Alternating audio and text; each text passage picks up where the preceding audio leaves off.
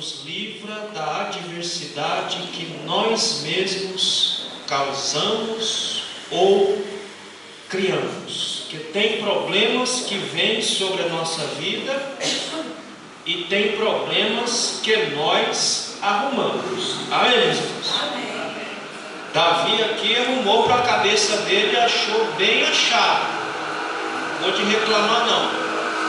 Deus foi bem justinho com ele, deu tudo na medida certinha, mas apesar de tudo, Deus livrou ele do chabu que ele mesmo arrumou. Então a gente viu a introdução, vimos que o contexto desse salmo tem a ver com a relação bem conflituosa que Davi tinha com os filhos, onde teve um estupro de um irmão que estrupou a própria irmã. Depois o outro irmão foi e matou o que estrupou a irmã. Depois Absalão ficou com ódio de Davi, porque Davi não repreendeu o outro filho que havia abusado da própria irmã, e criou um ódio, uma mágoa muito venenosa dentro dele, e aí teve que sair corrido para o pai não matar o próprio filho. E depois o filho volta e depois o filho quer matar o próprio pai. Irmão, tudo isso falta do quê? De observar os mandamentos e a lei do Senhor. Porque quando observamos a lei do Senhor, nós não criamos problema. Pode perceber que todo crente atrapalhado, atravessado na vida, ele arruma problema para ele mesmo. Agora, o crente que serve a Deus, os problemas vêm porque ele vai ter sabedoria suficiente para não arrumar, não caçar chifre em cabeça de cavalo. Mas os problemas da vida vêm, mas não foi ele que criou. Veio para ele o problema da vida, mas ele não criou. Então, quando a gente atenta para a palavra de Deus, a gente não sofre. A gente vê essa questão dos pais, alguns pastores preocupados com os filhos. Mas, irmãos, tudo isso depende dos pais, não depende de nós. O que nós podemos fazer é orar, instruir, mas a responsabilidade maior é do pai e da mãe de educar o menino no caminho que ele deve andar pela palavra de Deus. Amém? Então vamos ver como é que Deus ajudou a Davi no meio da quizumba mesmo que ele arrumou. Leia o versículo 1 aí, Jefferson, do Salmo de número 3. Senhor, como se tem multiplicado os meus adversários, são muitos que se levantam contra mim. Aqui ele olha para Deus e vê como que se multiplicou os meus adversários, e o causador dessa multiplicação dos adversários dele foi o próprio filho. E é como se Davi ele olhasse para si rodeado por todos os lados de inimigos levantados pelo próprio filho, e ele acaba se encontrando num beco sem saída. Irmão, quando nós estamos num beco sem saída, para onde é que é a saída? Tem saída num beco sem saída? Sim ou não? Tem. O beco sem saída é só você pegar o exemplo de Moisés. Moisés estava num beco sem saída, com o povo diante do braço do mar, não dava para passar, montanha de um lado, montanha de outro, e Faraó atrás, fungando no cangote dele para matar. Beco sem saída. Aonde é que ele achou a saída? Ele foi falar com Deus. Ele foi falar com Deus e a solução ela veio. E ela veio de uma forma inesperada, porque Moisés, ele não está na Bíblia, eu estou pensando aqui, eu acho que ele pensou assim, sei lá, Deus vai mandar aqui um exército de anjos, vai pegar esse povo todo aqui e vai atravessar com esse povo do outro lado lá e vai nos dar a saída. Eu acho que essa era a cabeça de Moisés. Então eu acho que ele estava pensando numa saída dessa forma. Mas Deus fez de uma forma totalmente inesperada para Moisés. Nunca que ele ia imaginar que Deus ia mandar ele tocar, viria um vento oriental durante a noite toda, abriria aquele troço, parecendo um muro de um lado e de outro, e só uma laminha assim no fundo do braço do mar para eles atravessarem do outro lado. E eles atravessaram do outro lado, porque Deus está sempre ali para nos livrar. Por mais que os problemas se avolumem, por mais que a situação seja difícil, é como Davi está dizendo: Senhor, os meus inimigos estão se multiplicando. É como se estivesse perguntando: eu não sei o que fazer. E ele só foi orar mesmo porque ele não sabia o que fazer. E ele não sabia o que fazer porque quem estava levantando os inimigos era o próprio filho. O que um pai faz com o filho numa situação dessa? O que um pai resolve com o filho, sabendo que o filho o quer morto, mas ele, como um pai, ele ama o filho, mas como rei ele tem que dar uma resposta, porque ele é rei de uma nação e tem uma lei a ser respeitada. E um pai, como é que esse pai sai desse enrosco? E aí Davi diz: Senhor, eu realmente não sei o que fazer, me dê uma luz. Versículo 2: Muitos dizem na minha alma: não há salvação para ele em Deus.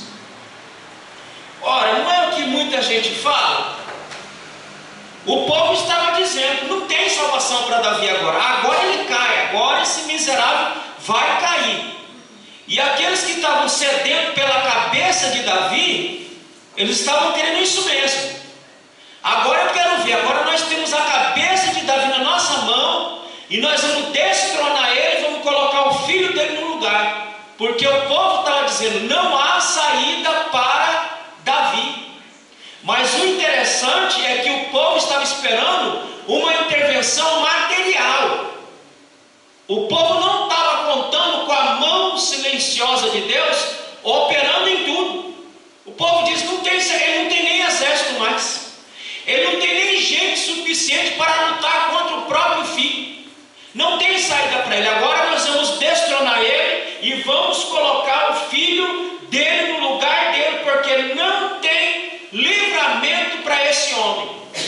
Nós estamos olhando, nós estamos vendo e não estamos achando uma saída material para Davi.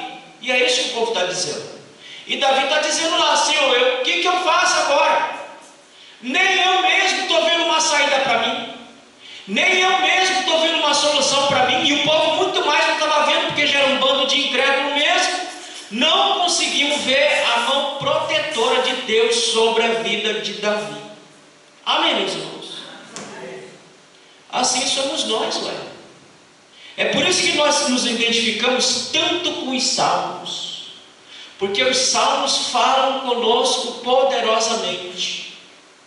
Às vezes nós chegamos para Deus e falamos como Davi: Senhor, eu não sei o que fazer, porque eu não estou vendo. Eu mesmo falo isso várias vezes, irmão. Nossa, eu falo direto. Digo: eu não estou vendo. Como é que o Senhor vai resolver? Eu fico perguntando para mim. Eu quero, como é que eu deito na minha cama e fico: como é que o Senhor vai fazer isso? Como é que o Senhor vai resolver esse negócio aqui para mim? Porque eu não vejo uma saída, eu não vejo um escape. Assim estava o povo em relação a Davi. Agora ele está danado, não tem livramento para ele, porque nós não temos nenhuma prova material de que Deus está com ele. Esse é o nosso problema. É que nós queremos ver a presença materializada de Deus de alguma forma, de alguma maneira. Por exemplo, o que é bênção para vocês, irmãos? Diga aí, me ajuda aí a entender o que é bênção. Algo de bom que acontece. O que é bênção para vocês? Livramento. E se ele não der?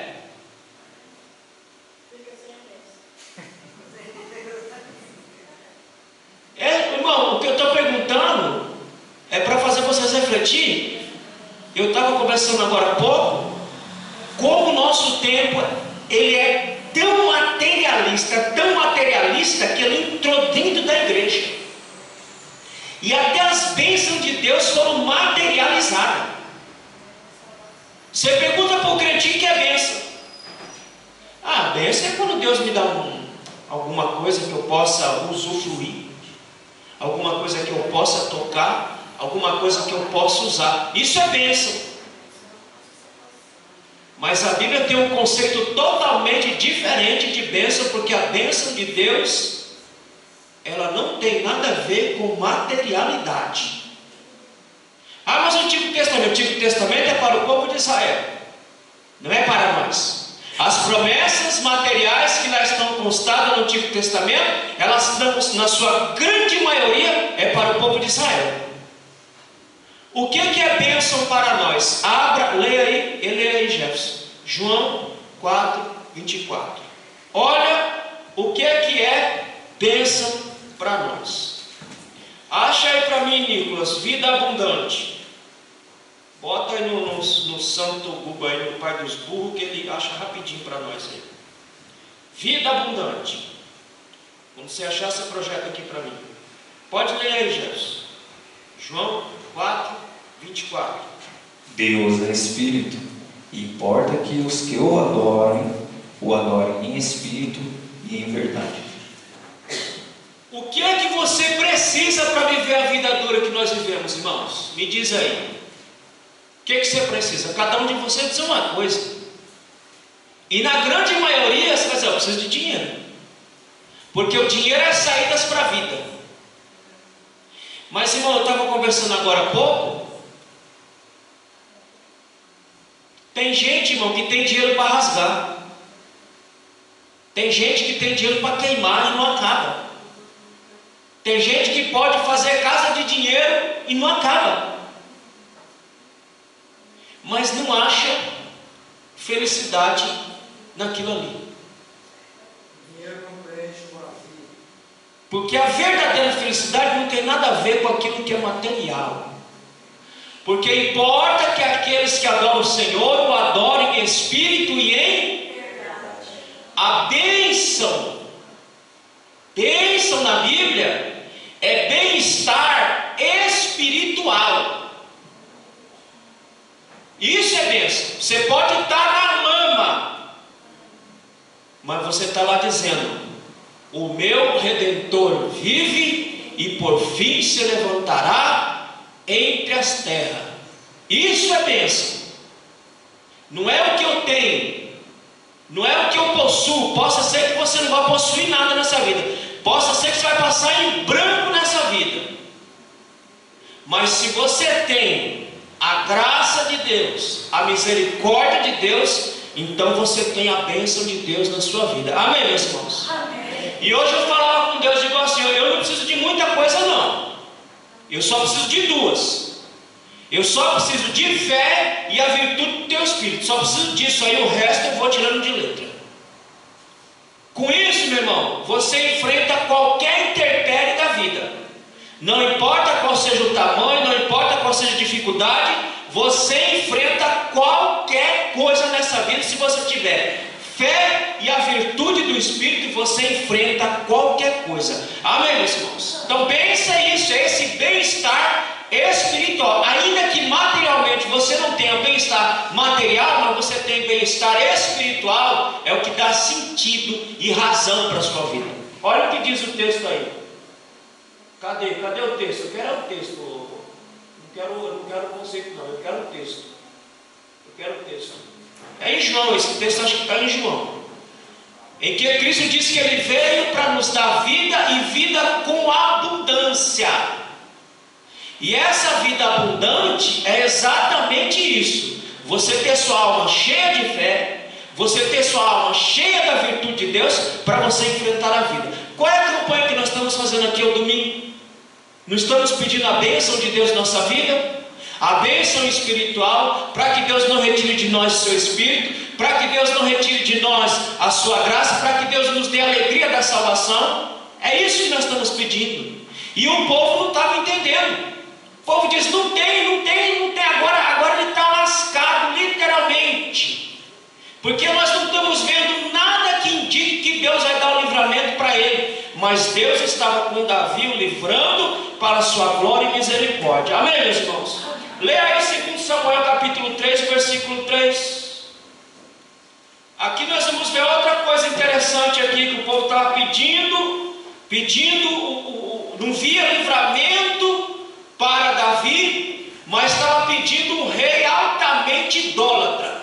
Olha aí, ó, o ladrão não vem senão a roubar, a matar e a destruir. Eu vim para que tenham vida e a tenham ele já está dizendo, ó, o ladrão vai roubar o que é material, o ladrão vai roubar o que perece, mas a água que eu der para você, e dessa água que você vai beber, você nunca mais terá sede, ela saltará para a vida eterna. Agora, o nosso problema hoje é que a igreja está tão materialista, tão voltada para o que perece, que as forças, irmãos, estão esvaindo dia a dia. O que dá sentido à minha vida é Deus, meus irmãos. O que dá sentido à nossa vida é a nossa vida cheia de fé e cheia da virtude de Deus. Se Ele te der alguma coisa, muito bem, como disse irmão José, livramento, bênção é livramento. Mas se Ele não te der livramento, a bênção continua com você, porque se você fechar o teu olho aqui, tu acorda lá na glória em nome de Jesus. Amém, meus irmãos? Então isso é a bênção. Agora, materialidade é consequência de uma vida bem construída diante do Senhor. Por que tem muito crente que vive na miséria, vive na mendicância? Porque a vida espiritual dele é uma miséria, uma desgraça. A desgraça, então vai ser reflexo daquilo que é a vida espiritual dele, meu irmão. Agora, se tua vida espiritual estiver bem regrada, bem tratada, bem adornada por Deus, pode ficar tranquilo que Deus vai trabalhando e vai te abençoando em nome de Jesus. Amém? Leia aí 2 Samuel capítulo 3, versículo 3. Olha o que o povo está plantando dentro da nação. E seu segundo criado de Abigail, mulher de Nabal, o carmelita, e o terceiro Absalão, filho de Maacá, filha de Talmai, rei de Gesur. Tudo idólatra, mãe de Absalão era uma idólatra. E Absalão, a ideia de Absalão era isso, era implantar a idolatria dentro do reino. Então veja que pode dizer, nós não vemos nada na vida de Davi, mas em Absalão vemos um rei que vai nos dar a bênção material, ele vai dar um Deus para nós aqui.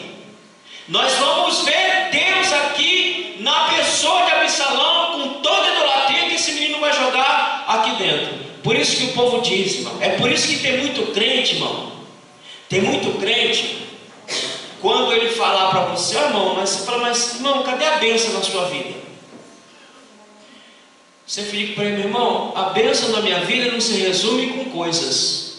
A bênção na minha vida se resume com a presença de Deus, porque infelizmente o germezinho do materialismo contaminou a mente de muita gente. Muita gente está pensando que bênção é bens materiais. O dia que isso for sinal de vida espiritual, meu irmão, então os homens dessa palavra, que escreveram essa palavra, que deixaram história, esses aqui estão tudo queimando no fogo do inferno, porque na grande maioria fizeram a obra de Deus sobre o sol do meio-dia, nas maiores dificuldades e sem muita folga material. Bênção material não diz nada sobre a minha vida espiritual. Às vezes ela pode indicar quão distante eu estou do nosso Criador. Versículo 3 do Salmo capítulo 3. Vamos ver o que mais que diz aí o texto. Mas tu, Senhor, és o escudo para mim. A minha glória é o que exalta minha cabeça. Enquanto o povo está lá fazendo chacota, não tem Deus. Davi não tem, Deus não está na vida de Davi, nem exército ele tem mais. Deus está na vida de Absalão, juntando um monte de gente, juntando o povo, mas Deus não está mais na vida desse homem. Agora olha a resposta que Davi diz, repete aí de novo. Mas tu, Senhor, és um escudo para mim. A minha glória é o que exalta a minha cabeça. Aqui Davi diz a resposta que ele dá para o povo. A minha fé não está calcada, não está fundamentada na circunstância da vida. A minha fé está somente em Deus e somente em Deus. Esse é problema nosso também. A nossa fé fica calcada na circunstância da vida. Se a vida vai bem, eu vou bem também. Eu dou até glória a Deus com mais alegria, com mais força. Se a vida não vai do jeito que eu quero, aí a minha fé já vai lá para baixo. Não, irmão, a nossa fé, ela não pode estar calcada em circunstância, em situações da vida. A nossa fé está em Deus e somente em Deus, independente de como esteja a minha vida, independente de como esteja ao meu redor. A minha fé não está nas coisas, a minha fé está somente em Deus e somente em Deus. Está dizendo, olha, ainda que vocês não estão vendo nada, porque minha fé não está baseada na circunstância que eu estou vivendo agora, com o exército diminuto. A minha fé está no Deus de Israel, no Deus de Jacó, no Deus de Abraão, aquele que criou os céus e a terra e tudo quanto neles há. Amém, meus irmãos? É aí que está a nossa fé.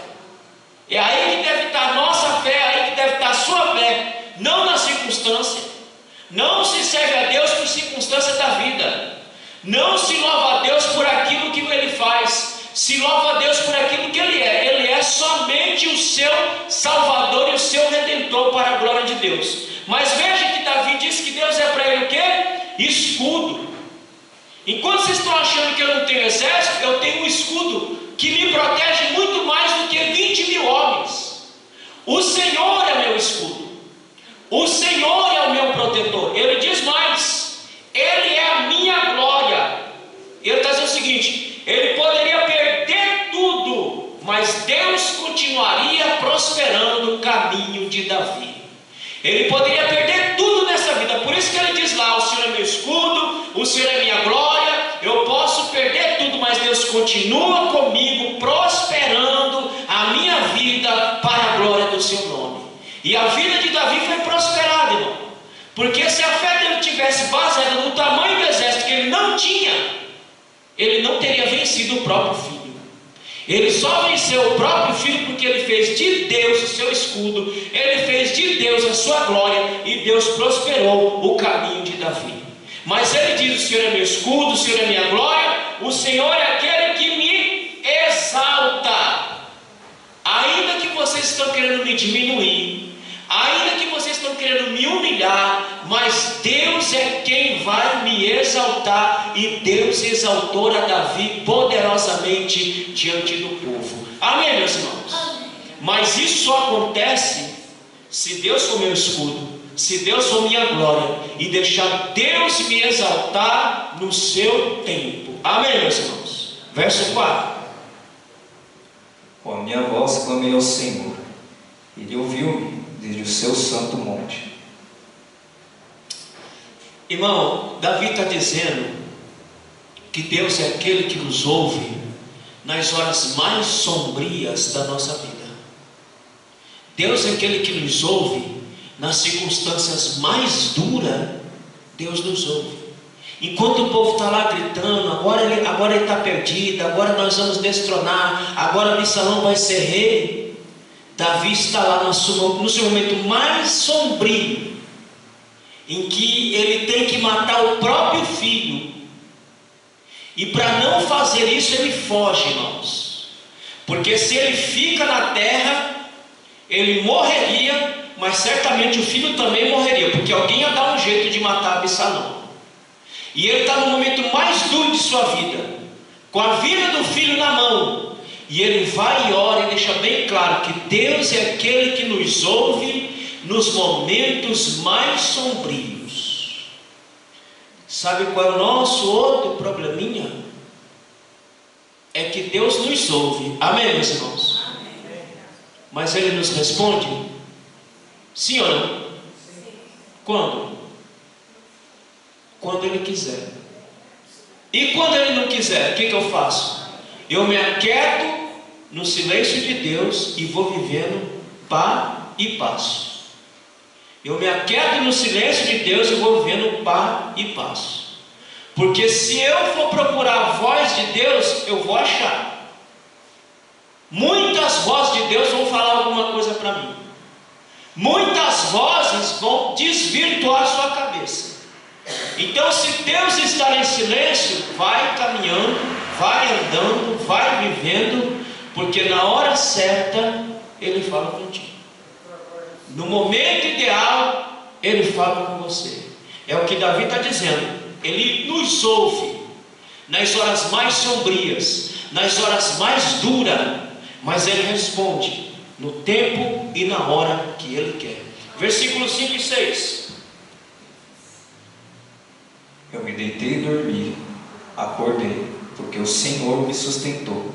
Não terei medo de 10 milhares de pessoas que se puserem contra mim ao meu redor. Verso 6. Presta atenção no versículo 5 e 6. Como é que um homem que está com uma perturbação desse tamanho na cabeça, numa encruzilhada desse tamanho, pode dizer que ele deitou, dormiu e levantou, porque o Senhor o sustentou? Irmão, não era para Davi perder o sono? Não era para Davi queimar o juízo? Mas Davi entendia que o sono é algo importante na vida do ser humano. O sono, ele é reparador. O sono, ele descansa sua mente, e se sua mente descansar, o seu corpo descansa para um novo dia, para uma nova batalha. Davi diz: eu me deitei e me levantei, porque o Senhor me sustentou. O nosso problema é que a gente vai deitar com os nossos problemas. Irmão, você não sabe nem se você vai acordar vivo dali. Você não sabe nem se você vai levantar dali 100% se você não virar uma geleia dormindo. Te dá como é aquele derrame isquêmico que destrói tudo, que você vira uma gelatina e pronto, todo dia você acorda uma merda em cima de uma cama. Porque você fica lá com o problema comendo a sua mente não descansa, corpo não descansa, e o seu problema você não resolve. Ou alguém resolve o problema? Irmão, se pensar resolver esse problema, o mundo não estaria do jeito que está. É lógico que pensar em soluções, nós vamos sempre pensar em saídas para rejeitar aquilo. Mas Davi está dizendo: eu posso me deitar porque minha confiança em Deus, ela é inabalável. Se a minha confiança em Deus é inabalável, até meu sono vai ser confortante e consolador. Amém, meus irmãos? Se a nossa confiança em Deus é inabalável, deita e dorme em paz, o que Davi está dizendo, porque Deus é aquele que nos sustenta e aquele que resolve os nossos problemas. Quando pensamos nesse verso, achamos que Davi deveria estar no palácio. Não, ele está falando aí porque está lá no palácio, lá na camona de rei, com os lençóis de seda, as suas muitas mulheres o afagando.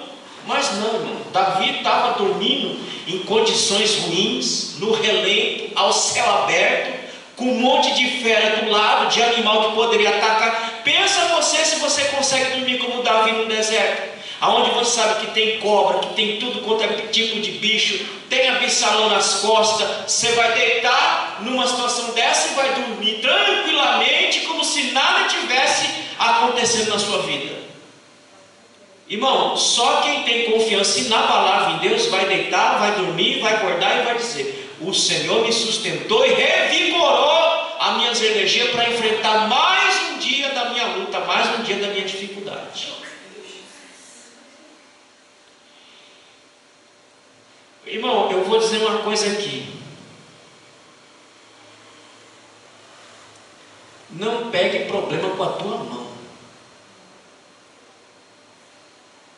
Porque se você pegar esse trem com a tua mão, Deus vai te ajudar, mas tu vai padecer. Davi padeceu aqui, irmão. Davi trouxe a morte para dentro da casa dele, porque ele pegou um problema com a mão dele, e ele arrastou a morte para dentro da casa dele.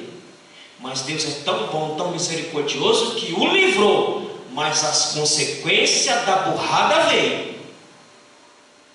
Então não pegue carga com a sua própria mão, porque Deus vai me ajudar, vai, Mas a consequência de você ter pegado carga com a sua própria mão, isso aí Ele não vai tirar. Ele vai lhe dar força, Ele vai lhe dar suporte para você continuar. Mas você vai amargar porque você pegou com a tua própria mão. E se tem uma coisa que Deus honra, é isso. Você está lá tranquilo. E Deus está lá no céu, só olhando.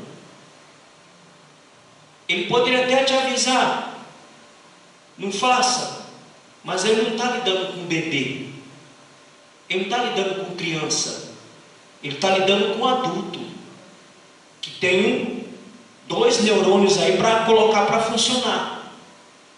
E Ele já está vendo lá adiante, isso aí não vai dar certo, mas Ele quer pegar, deixa eu pegar para se estourar todinho, para ver se aprende. Porque, irmão, me desculpa, você errar é até humano, né? Mas insistir no erro, o que é? Deus está lá no céu. É muito burro, mas eu vou deixar. Talvez um dia aprenda. Não pegue, porque se você pegar, você vai amargar. Deus vai lhe ajudar, Deus vai lhe dar força, vai lhe dar suporte, mas a consequência do teu erro de ter pegado uma coisa que você não precisava pegar, isso Ele não vai tirar. Então preste atenção como é que você toca a sua vida. Preste atenção como é que você anda. Senão você põe para sofrer você. Isso aqui é o pior. Você põe você a sofrer e bota a gente que está do seu lado para sofrer junto com você por uma burrice sua. Então preste atenção como é que você está tocando a sua vida em nome de Jesus. Amém, meus irmãos? Nós estamos aqui aprendendo o Salmo para a gente não repetir os erros de Davi. Davi pegou a bucha com a mão. Deus não disse, não, você está trazendo morte para a tua casa, infeliz, mas eu vou deixar, mas eu vou te livrar, mas a consequência da tua burrice não vou te livrar dela, para ver se você aprende a não fazer esse tipo de burrice de novo. Amém, meus irmãos? Amém. Então atente para como você toca a sua vida, para depois você não padecer. Mas Davi pode dizer, eu deito, porque minha consciência, minha mente está tranquila, porque minha confiança é inabalável. E deixa Ele resolver do jeito dele, pelo amor de Deus. Não interfira. Deixa Deus fazer do jeito que Ele quiser fazer, não interfira. Pelo amor de Jesus Cristo que está no céu. Deus sabe o que faz, Deus sabe como faz, e Deus sabe a hora certinha de fazer. Agora, não interfira no agir do Senhor. Irmão, você sabe que Deus não é igual pai e mãe, né? Deus não é igual pai e mãe. Nós queremos tratar nossos filhos feito bebê, cavalo velho, e a gente fica na mão deles assim, parecendo bebê. Deus faz isso com a gente? Estava conversando com o Jefferson agora. Deus, para nos fazer crescer, Ele larga a nossa mão e diz, agora vai, e aprenda a andar sozinho, aprenda a andar por si, aprenda a andar confiando em mim, mas vai sozinho. Vai cair, pode cair, levanta de novo. Vai dar errado, dê errado, depois faça certo. Mas Ele não fica aqui, igual a gente faz com nossos filhos, não. Graças a Deus, esse mal eu não padeço mais. Mas nós somos assim. Nós queremos pegar na mão os nossos marmanjos e carregar eles feito bebê. Deixa Deus trabalhar, deixa viver, deixa quebrar a cara. Se nossa confiança é inabalável no Senhor, os nossos são dele. Amém, meus irmãos? Se Ele cuida de nós, Ele cuida dos nossos também. Então deixa Ele. Minha filha que foi-se embora, irmão, eu carreguei até onde eu pude. Depois que ela disse, eu estou de manhã, eu vou viver, eu digo, pode viver. Pode experimentar os seus erros. Cometa os seus erros. Não espere que papai esteja do seu lado nos seus erros e não votar. Tu erra sozinho e arca as consequências sozinho também. Porque Deus faz assim com a gente, que é para a gente crescer. Mas a gente não, a gente quer ficar grudado, carregando, feito bebê, achando que é bebê. E não é bebê, é marmanjo, é cavalo velho que tem que andar sozinho, tem que sofrer, tem que quebrar a cara para crescer nessa vida. Senão vai ficar um bebezão eterno na vida. Um caboclo de 50 anos parece uma criança, irmão. Eu fico, não sei não, sabe? Só Deus é quem sabe. Deixa Deus fazer da maneira que Ele quer, do jeito que Ele quer, porque Deus sabe como agir na nossa vida. Amém, meus irmãos? Faça como Davi, confiança inabalável, consciência tranquila, deite e acorde e diga, Senhor, eu estou aqui porque o Senhor me sustentou.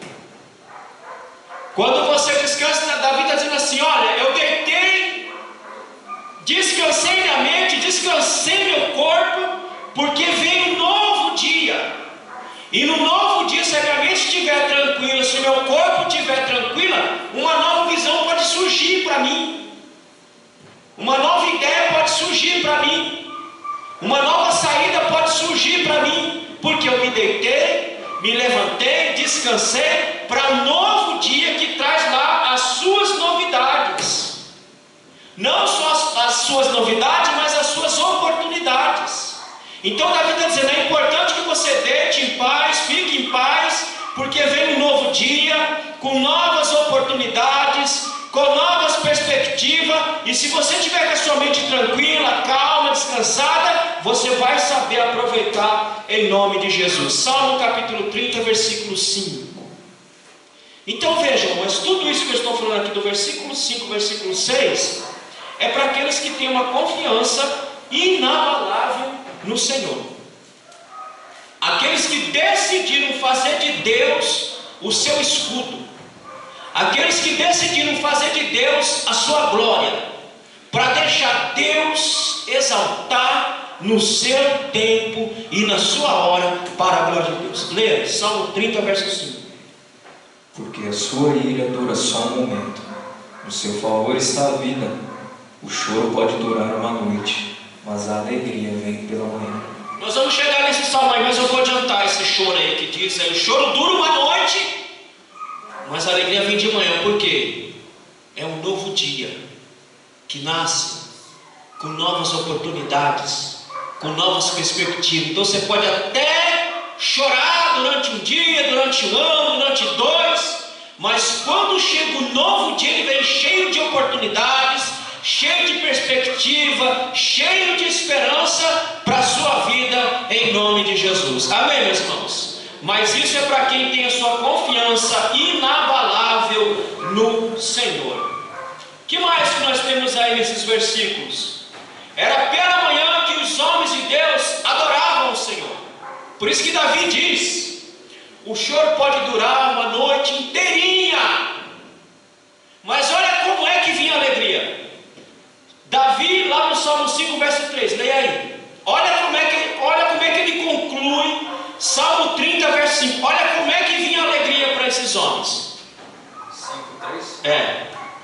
Pela manhã ouvirás a minha voz, ó Senhor. Pela manhã me apresentarei a ti e vigiarei.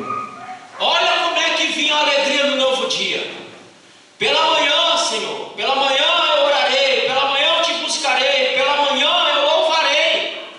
Você pode até chorar uma noite inteira, mas quando chega o alvorado do dia, que você se coloca diante do Senhor para orar, a alegria começa a inundar a sua mente, o seu coração, a sua alma. Capítulo 57, versículo 7. Então, o novo dia chega quando nós nos colocamos diante do Senhor, a tristeza vai embora e a alegria vai brotando na nossa vida, na nossa alma. Irmãos, o que falta para nós como cristãos é experimentarmos alegria no meio do caos. Nós não sabemos o que é isso ainda.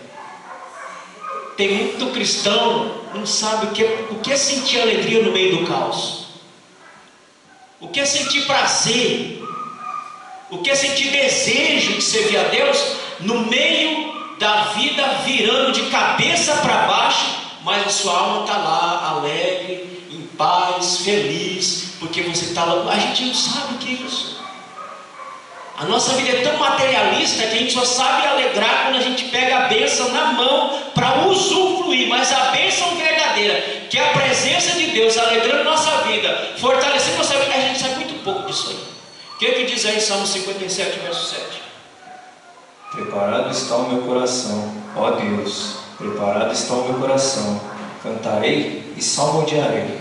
É por isso que ele diz, Salmo 90, verso 14: o choro dura uma noite inteira, mas a alegria vem pela manhã, porque pela manhã eu vou estar orando, pela manhã eu vou estar louvando ao Senhor, vou estar adorando ao Senhor, pela noite que Ele me deu, pelo descanso que Ele me deu, pela tranquilidade, pela fé que Ele me deu, para continuar crendo e confiando que só o Senhor é Deus e não existe Deus fora dele. Amém, meus irmãos? Salmo 90, verso 14. Sacia-nos de madrugada com a tua benignidade, para que nos regozijemos e nos alegremos todos os nossos dias. Nos alegremos na misericórdia do Senhor. Você consegue se alegrar no simples fato de saber que a misericórdia de Deus, ela acompanha você mais um dia. Mais um dia que você levantou, mais um dia que você trabalhou, mais um dia que você fez tudo e você conseguiu estar na casa do Senhor para ouvir a voz do Senhor, para adorar ao Senhor. A sua alma consegue se deleitar, se alegrar nesse simples ato de vir hoje aqui à casa do Senhor e dizer que Ele é bom. Você consegue se deleitar? Esse é o segredo, irmão. O choro pode durar uma noite inteira, mas a alegria ela vem no romper da manhã, ela vem. Porque no romper da manhã eu vou orar, no romper da manhã eu vou louvar, no romper da manhã eu vou me deleitar na misericórdia do Senhor. Quando você levanta, você agradece. Senhor, obrigado, eu me deitei e me levantei, porque assim o Senhor o quis. É isso, irmão. Infelizmente a nossa igreja, quando eu digo igreja como um todo, não digo luz divina, eu digo a igreja, ela está perdendo essas essências dela, está indo embora, e o povo está achando que bênção é coisas materiais, irmãos, e nunca foi. Conceito de bênção na Bíblia é bem-estar, primeiramente bem-estar espiritual, porque se você tiver bem-estar espiritual, você passa qualquer coisa. Se você tem bem-estar espiritual, até as bênçãos materiais você sabe aproveitar com inteligência e com raciocínio, porque até nisso nós somos burros. Sem Deus, nem as bênçãos materiais nós sabemos aproveitar direito. Mas se Deus está em nós, até as bênçãos materiais que Ele nos dá, por misericórdia, nós sabemos aproveitá-las sem deixar que elas sejam nossos donos, sem deixar que nós nos tornemos escravos da materialidade. Como nós estamos vendo hoje, alguns crentes estão se tornando escravos das suas bênçãos materiais, e nós não fomos chamados para ser escravos. Ele já nos libertou em Cristo Jesus para nós louvarmos ao Senhor e adorarmos ao Senhor em nome de Jesus. Amém, meus irmãos? Pense nesse salmo. Semana que vem a gente termina ele, que é o versículo 7 e o versículo 12. Mas coloque na tua cabeça, em vez de você pedir coisas para a sua vida material, peça. Irmão, sabe o que eu peço todo santo dia? Todo santo dia eu peço. Qualquer hora que eu vou orar, eu peço a mesma coisa, não tem problema. O dia que eu sentir que Ele me deu o que eu estou pedindo, eu paro. E aí eu vou usufruir daquilo que ele vai me dar. Todo dia eu peço, Senhor, enche a minha alma de fé. Encha cada espaço vazio da minha alma de fé. Encha cada espaço vazio da minha alma da virtude do teu Espírito, porque com isso aí eu consigo me virar na vida.